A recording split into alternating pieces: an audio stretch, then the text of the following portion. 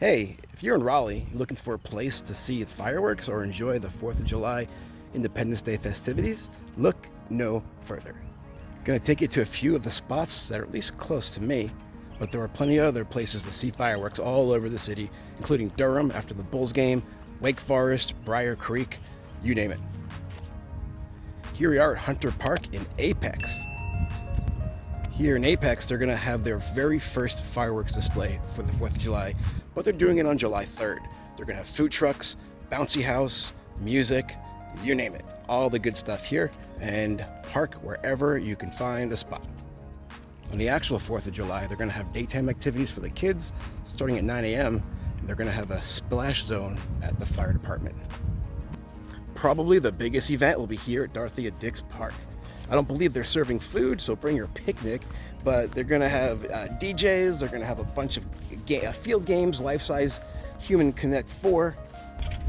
There'll be plenty of off-site parking with free shuttles, according to their website.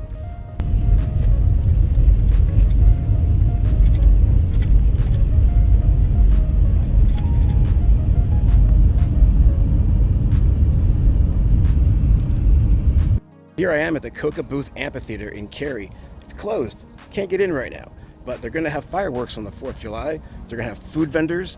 They're going to have the North Carolina Symphony playing, and of course, fireworks. Check it out.